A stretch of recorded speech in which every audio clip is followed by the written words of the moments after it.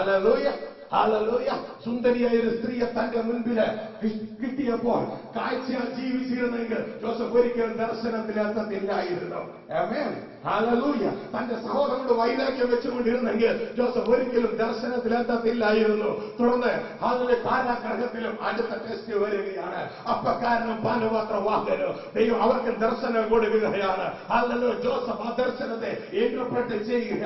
ഈ മനുഷ്യർ തന്നെ രക്ഷിക്കുമെന്ന് ജോസഫ് കരുതി. ഈ മനുഷ്യരോട് തന്റെ കാര്യങ്ങളെ പറഞ്ഞു. പ്രിയരെ, മനുഷ്യരോട് നിങ്ങളുടെ കാര്യങ്ങളെ പറഞ്ഞിട്ട് യാതൊരു കാര്യവുമില്ല. ഹല്ലേലൂയ. എന്നാൽ ദൈവം ചിലരെ നിയോഗിച്ച് നിങ്ങൾക്ക് വേണ്ടി ആക്കി വെച്ചിട്ടുണ്ട്. അവരെ തക്ക സമയത്ത് ദൈവദൂതന്മാരെ പോലെ ദൈവം നിങ്ങളുടെ അടുക്കൽ കൊണ്ടുവരും. മനുഷ്യരെ ആശ്രയിച്ചിട്ട് കാര്യമില്ല. തക്ക സമയമാകുമ്പോൾ അവർ കൈമാർത്തും.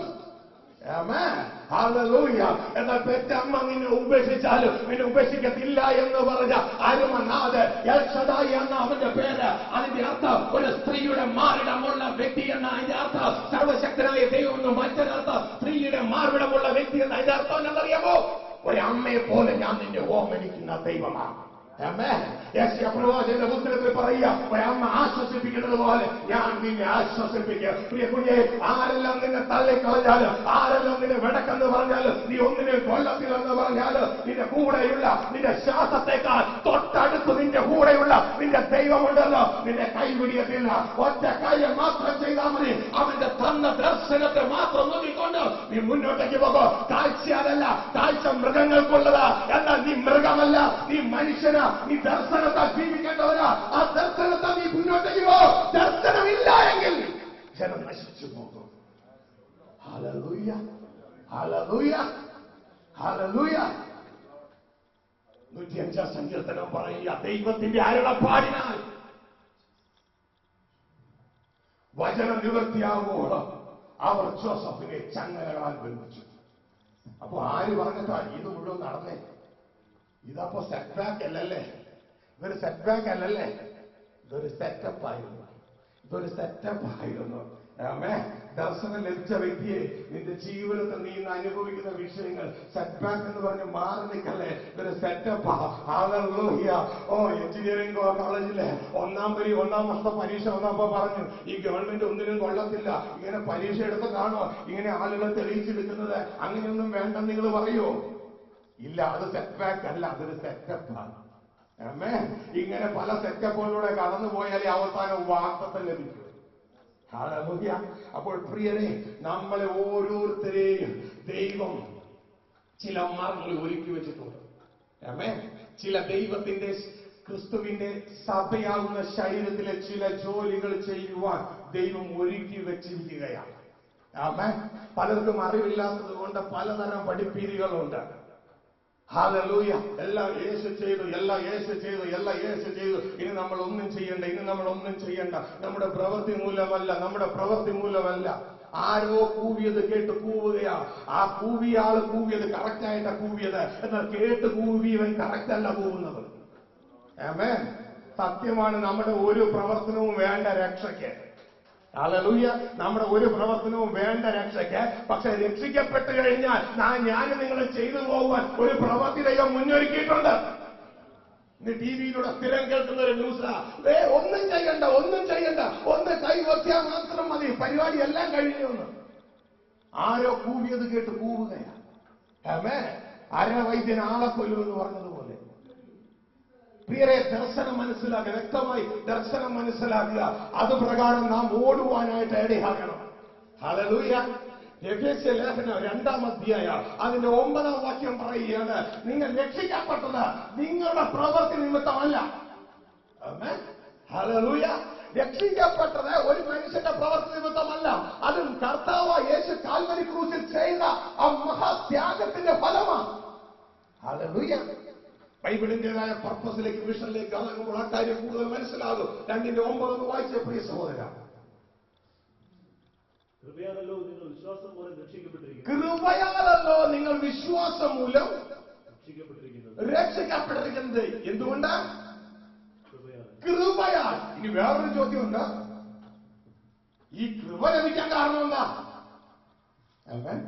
അത് നമ്മൾ പഠിക്കും. ഹല്ലേലൂയ. കൃപയാലല്ലോ വിശ്വാസം മൂലം നമ്മൾ രക്ഷിക്കപ്പെട്ടത്. അപ്പൊ കൃപയാൽ രക്ഷിക്കപ്പെട്ടത്, കൃപയാൽ വിശ്വാസം മൂലം രക്ഷിക്കപ്പെട്ടു. അതിന്റെ കാരണം അതിന് നിങ്ങൾ കാരണമല്ല, അതിന് നിങ്ങൾ കാരണമല്ല, ദൈവത്തിന്റെ ദാനപത്രിയാകുന്നു. ഹല്ലേലൂയ. അതിന് നമ്മൾ കാരണം അല്ല, നമ്മുടെ പ്രവൃത്തികൾ കാരണം അല്ല, അത് ദൈവത്തിന്റെ ദാനമാ. രക്ഷ ദൈവത്തിന്റെ ദാനമാ. ഹല്ലേലൂയ. രക്ഷ ദൈവത്തിന്റെ ദാനം. അതിന് പ്രവൃത്തികൾ, മനുഷ്യന്റെ പ്രവൃത്തികൾ ഒന്നും വേണ്ട. ദൈവത്തിന്റെ സെലക്ഷൻ ആണത്. നിങ്ങൾ എന്നെ തെരഞ്ഞെടുത്തല്ല, ഞാൻ നിങ്ങളെ തെരഞ്ഞെടുക്കുന്ന. ദൈവം കൃപ ചിലരോട് തോന്നി, അവരെ ദൈവം തെരഞ്ഞെടുത്തു. എന്റെ പിതാവിനെ ആവശ്യത്തിട്ടല്ലാതെ ആർക്കും എന്റെ അടുക്കൽ വരുവാൻ കഴിയത്തില്ല. മനസ്സിലാകുന്നുണ്ടോ? ആമേൻ. ഹല്ലേലൂയ. അപ്പോൾ പ്രിയരെ, അതിന് യാതൊരു പ്രവൃത്തിയും വേണ്ട. പക്ഷേ രക്ഷിക്കപ്പെടാൻ ആ പ്രവൃത്തി വേണ്ടാതെ, രക്ഷിക്കപ്പെട്ട് കഴിഞ്ഞാൽ പ്രവൃത്തി വേണം. ആമേൻ. രക്ഷിക്കപ്പെട്ട് കഴിഞ്ഞാൽ പ്രവൃത്തി വേണം. ആ പ്രവൃത്തി നമുക്ക് ഇഷ്ടമുള്ള പ്രവൃത്തിയല്ല. ദൈവം ഓരോരുത്തരെയും ഓരോ രീതിയിൽ വിളിച്ചിട്ടുണ്ട്. ആമേൻ. ആ പ്രവൃത്തി വേണം നമ്മൾ ചെയ്യുവാൻ. അതിന് തൊട്ട് അടുത്ത വാക്യം കൂടി വായിക്കണം. ആദ്യത്തെ വാക്യത്തിൽ ആരും അവസാനിപ്പിക്കരുത്. ആമേൻ. ഇത് ഫാസ്റ്റ് ഫുഡ് പരിപാടിയല്ല. രക്ഷയും ദൈവരാജ്യം അവകാശമാക്കുക എന്നുള്ള പദ്ധതി. കർത്താവിന് എന്തെങ്കിലും അർത്ഥം പറ്റിയിട്ട് കർത്താവ് ഓടി വന്നിട്ട് രക്ഷിച്ചുകൊണ്ട് പോകുന്നതുമല്ല. ആമേൻ. ദൈവത്തിന് ഒരർത്ഥം പറ്റിയിട്ടുമില്ല, ഇനി ഒട്ടും പറ്റുകയുമില്ല. ഹല്ലേലൂയ. ദൈവം നീതിയിൽ ശൂന്യനാണ്. ഹല്ലേലൂയ. അപ്പോൾ പ്രിയ ദൈവത്തിന്റെ ജനമേ, നമുക്ക് അതിന്റെ അടുത്ത വാക്യം കൂടി വായിക്കാം. 2:10 എഫെസ്യ ലേഖനം 2-ാം അധ്യായം അതിന്റെ 10-ാം വാക്യം. നാം അവന്റെ കൈപ്പണിയായി, നാം അവന്റെ കൈപ്പണിയായി, സൽപ്രവൃത്തികൾക്കായിട്ട് ക്രിസ്തുവിൽ, നാം അവന്റെ കൈപ്പണിയായി സൽപ്രവൃത്തികൾക്കായിട്ട് ക്രിസ്തു യേശുവിൽ സൃഷ്ടിക്കപ്പെട്ടവരാകുന്നു. 9-ാമത്തെ വാക്യം വായിച്ച് നിർത്തരുത്. രക്ഷിക്കപ്പെട്ടത് നമ്മുടെ യാതൊരു കഴിവും കൊണ്ടല്ല, പക്ഷെ രക്ഷിക്കപ്പെട്ടതിന് ശേഷം നാം പുതിയ സൃഷ്ടിയായി. എന്തിന്? അവന്റെ കൈപ്പണിയായി സൽപ്രവൃത്തികൾക്കായി നാം സൃഷ്ടിക്കപ്പെട്ടതാണ്. എന്തിന് സൃഷ്ടിക്കപ്പെട്ടു? നാം ചെയ്തു പോരേണ്ടതിന്. എന്തിന് സൃഷ്ടിക്കപ്പെട്ടു? സൽപ്രവൃത്തികൾക്കായി നാം സൃഷ്ടിക്കപ്പെട്ടു. ഇനി ഞാനും നിങ്ങളത് കണ്ടുപിടിക്കേണ്ട ആവശ്യമില്ലെന്നേ. അതായത് ഞാനും നിങ്ങൾ പുതിയതായിട്ട് കണ്ടുപിടിക്കേണ്ട. ദൈവം വിഷമിക്കുന്നില്ല. അയ്യോ, എന്റെ മകൻ റൈറ്റു, അവൻ BTH പാസ്സായല്ലോ, അല്ലെങ്കിൽ ബൈബിൾ കോഴ്സ് കഴിഞ്ഞല്ലോ, ഇനി ഞാൻ അവനെ എവിടെ കൊണ്ട് അപ്പോയിന്റ് ചെയ്യുമെന്ന് ദൈവം ചിന്തിക്കുന്നില്ല. കാരണം ദൈവം ഓൾറെഡി ചിന്തിച്ച് ഉറപ്പിച്ചു കഴിഞ്ഞു. ക്രിസ്തുവിന്റെ ശരീരത്തില് അവൻ കണ്ണാകണോ, കാലാകണോ, അതോ മറ്റേതെങ്കിലും ഭാഗമാകണോ എന്ന് ദൈവം ഉറപ്പിച്ചു കഴിഞ്ഞു. എപ്പോ? ഇപ്പോഴല്ല, ലോകസ്ഥാപനത്തിന് മുൻപേ. ആമേൻ. ഹല്ലേലൂയ. എന്നിട്ട് നമ്മൾ ക്രിസ്തുവിന്റെ കൈപ്പണിയായി സൽപ്രവൃത്തികൾക്കായി സൃഷ്ടിക്കപ്പെട്ടതാണ്. എന്നിട്ട് ആ പ്രവൃത്തി നമ്മൾ എന്ത് ചെയ്യണം? കണ്ടുപിടിക്കണം. എന്താ വേണ്ടിയിരിക്കുന്നത്? നാം ചെയ്തു പോരേണ്ടതിന് ദൈവം അവ ഉണ്ടാക്കാൻ പോവുകയാണോ? അല്ല, അത് മുൻ ഒരുക്കിയിരിക്കുന്നു. മനസ്സിലായോ? നാം അത് ചെയ്തു പോരേണ്ടതിന് ദൈവം അത് മുൻ ഒരുക്കിയിരിക്കുന്നു. ഇത് നമ്മുടെ പണി എന്നാണെന്നറിയാമോ? അതും ഇതും ചെയ്ത് സമയം കളയാതെ ദൈവം നമുക്ക് ഒരുക്കിയാൽ അത് കണ്ടുപിടിക്കണം. മനസ്സിലായോ? നമുക്ക് തോന്നിയ പ്രവൃത്തിയല്ല ചെയ്യേണ്ടത്, ദൈവം ഒരുക്കിയ പ്രവൃത്തി ചെയ്യണം. ഇതാണ് വെളിപ്പാട് 2:26 ദൈവം തൈതന്റെ സഭയോട് പറയുന്നത്. ക്രിസ്തു തൈതന്റെ സഭയോട് പറയുന്നത് എന്നാന്നറിയാമോ? നിനക്ക് തോന്നിയ പ്രവൃത്തിയല്ല നീ ചെയ്യേണ്ടത്, ഞാൻ നിന്നോട് കൽപ്പിച്ച പ്രവൃത്തി നീ ചെയ്യണം. ആമേൻ. ദുബായി കാണുമ്പോൾ, അല്ലെങ്കിൽ പാരീസ് കാണുമ്പോൾ, അല്ലെങ്കിൽ യൂറോപ്പ് കാണുമ്പോൾ അവിടെ പ്രവർത്തിക്കാനാണ് നിന്റെ സ്വയത്തിൽ തോന്നുന്നത്. പക്ഷെ ഞാൻ നിന്നെ നിശ്ചയിച്ചാക്കിയിരിക്കുന്ന വേറൊരു സ്ഥലത്താണ്. ആമേൻ. ഹല്ലേലൂയ. ഒരിക്കലും പ്രവാചകൻ വന്നിട്ട് പറഞ്ഞു, എനിക്ക് തോന്നുന്നു 2009 തോന്നുന്നു, ഈ വർഷം അവസാനിക്കുന്നതിന് മുമ്പ് നിന്നെ അമേരിക്കയിലേക്ക് അയക്കുമെന്ന് എന്റെ മുഖത്ത് നോക്കിയിട്ട് പറയുക. ഹല്ലേലൂയ. ഞാൻ വിചാരിച്ചു കർത്താവിന് ഇഷ്ടമുണ്ടെങ്കിൽ എന്നെ കൊണ്ടുപോകട്ടെ. പക്ഷെ ഞാൻ കണ്ടു ദൈവം ഉദ്ദേശിച്ച അമേരിക്ക ഏതാണെന്ന്. ആ കൊല്ലം അവസാനിക്കുന്നതിന് മുമ്പ് ദൈവം എന്നെ കൊണ്ടു നിർത്തിയ സ്ഥലം എവിടെയെന്നറിയാമോ? മൈസൂരിന്റെ ഒരു കുഗ്രാമത്തില്, യേശുവിനെ കുറിച്ച് കേൾക്കാത്ത ഒരു ഗ്രാമത്തില് ദൈവം എന്നെ കൊണ്ടു നിർത്തി. എനിക്ക് മനസ്സിലായി കർത്താവിന്റെ അമേരിക്ക ഏതാണ്, നമ്മുടെ അമേരിക്ക ഏതാണ്. ഹല്ലേലൂയ. ഹല്ലേലൂയ. ദൈവം നമുക്ക് വേണ്ടി ഒരുക്കി വെച്ചിട്ടുണ്ട്. ഹല്ലേലൂയ. ഹല്ലേലൂയ. പ്രിയരെ, മനസ്സിലാക്കുക. വെളിപ്പാട് പുസ്തകം 2:26 വാക്യത്തെ വായിച്ചാട്ടെ. ജയിക്കുകയും നിനക്ക് തോന്നിയ പ്രവൃത്തികളെ എന്നല്ല എഴുതിയിരിക്കണേ. പിന്നെ ഞാൻ കൽപ്പിച്ച പ്രവർത്തികളെ, ആമേൻ, ഞാൻ കൽപ്പിച്ച പ്രവർത്തികളെ, ഞാൻ കൽപ്പിച്ച പ്രവർത്തികളെ ചെയ്യുകയും ഞാൻ കൽപ്പിച്ച പ്രവർത്തികളെ അവസാനത്തോളം ചെയ്യുകയും ചെയ്യുന്നവരെ. Hallelujah, hallelujah. അപ്പോൾ നമ്മൾ ചെയ്യേണ്ടത് ആര് കൽപ്പിച്ച പ്രവൃത്തിയാ? ദൈവം കൽപ്പിച്ച പ്രവൃത്തി. ശ്രദ്ധിക്കുക, ഒരു BTH ഡിഗ്രിയോ അല്ലെന്നുണ്ടെങ്കിൽ ഒരു DTH അല്ലെങ്കിൽ ഒരു MDയോ MTH ലഭിച്ചിട്ട് തോന്നിയ ജോലി ചെയ്യാനല്ല ദൈവം പറഞ്ഞത്. ദൈവം ഓരോരുത്തർക്കും ഒരുക്കി വെച്ചിട്ടുണ്ട്. ആമേൻ, ഹല്ലേലൂയ. അത് മനസ്സിലാക്കണം. അതുകൊണ്ടാണ് ദൈവത്തിന്റെ വചനം 2 പത്രോസ് 1:10 പറയുന്നത്, നിങ്ങളുടെ വിളിയും തെരഞ്ഞെടുപ്പും നിങ്ങൾ ഉറപ്പാക്കണം. ആമേൻ, ഹല്ലേലൂയ. അഭാവം ഒന്ന് വായിച്ചത്. അതുകൊണ്ട് സഹോദരന്മാരെ നിങ്ങളുടെ വിളിയും തെരഞ്ഞെടുപ്പും ഉറപ്പാക്കുവാൻ അധികം ശ്രമിക്കും. ഹല്ലേലൂയ.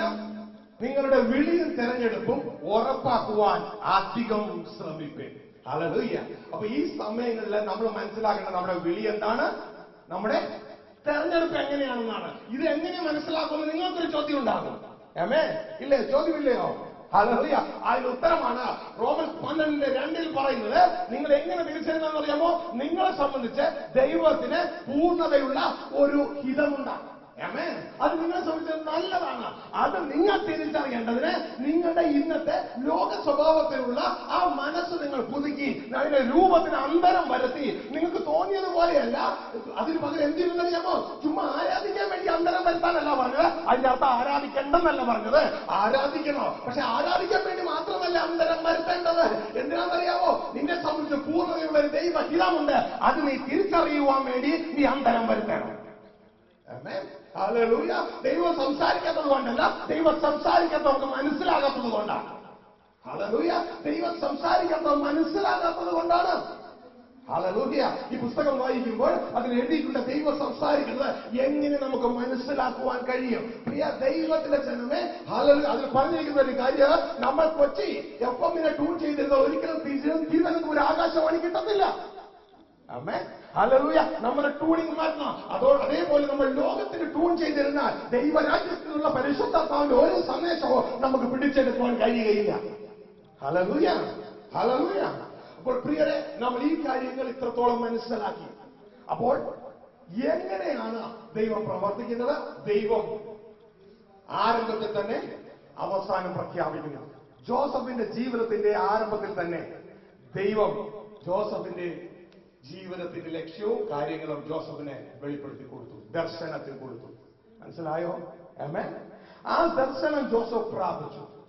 പിന്നെ ദൈവം ജോസഫിനെ ഒരുക്കുന്നത് അനേക പ്രയാസമെന്ന് മനുഷ്യന് തോന്നുന്ന അവസ്ഥയിലൂടെ ജോസഫിനെ കടത്തിവിടുകയാണ്. ആമേൻ. തന്റെ മുമ്പിൽ റിജക്ഷൻസ് മറ്റുള്ളവർ തന്നെ തള്ളിക്കളഞ്ഞു, തന്റെ മുമ്പിൽ മറ്റുള്ളവർ തന്നെ ശിക്ഷിച്ചു, തന്റെ മുമ്പിൽ മറ്റുള്ളവർ തന്നെ കളിയാക്കി, അല്ലെ? പല പല അവസ്ഥകളിലൂടെ താൻ കടന്നുപോയി. പക്ഷെ ഈ അവസ്ഥകളിലൊന്നും താൻ കാണുന്നതിനെ നോക്കി നിരുത്സാഹപ്പെടാതെ അവിടെ അവസാനിക്കാതെ താൻ കണ്ടതിനെ നോക്കി ഈ ജോസഫ് മുന്നോട്ടേക്ക് പോവാൻ ഇടയായി. നമ്മുടെ ജീവിതം ഇതുപോലെ തന്നെ ആയിരിക്കണം. ആമേൻ. നമ്മൾ കാണുന്നതിനെ നോക്കി അവസാനിക്കരുത്, പകരം കണ്ടതിനെ നമ്മൾ ഹൃദയത്തിൽ വെച്ചുകൊണ്ട് മുന്നോട്ടേക്ക് പോകണം. ആമേൻ, ഹല്ലേലൂയ. മസ്കറ്റിലേക്ക് പോകുന്ന വണ്ടി മുമ്പിൽ കുറച്ച് അതായത് കച്ച റോഡ് കണ്ടു, ഹെഡ്ലൈറ്റ് അത് കാണിച്ചു കൊടുത്തു. അതോടുകൂടി യാത്ര അവസാനിപ്പിക്കുമോ? യാത്ര അവസാനിപ്പിക്കുമോ? പകരം കുറച്ച് നല്ല റോഡ് സലാലയ്ക്ക് കിടക്കുന്നു. പിന്നെ നല്ല റോഡ് സലാലയ്ക്കാന്ന് പറഞ്ഞാൽ സലാലയ്ക്ക് പോവോ? പക്ഷെ കാഴ്ച ജീവിക്കുന്ന മനുഷ്യൻ എങ്ങോട്ട് പോകും? അങ്ങോട്ട് പോകുന്ന റോഡ് കച്ചയാണ്, നല്ല റോഡ് ദേ കിടക്കുന്നു, അന്ന് നമുക്ക് അങ്ങോട്ടും പോകാം.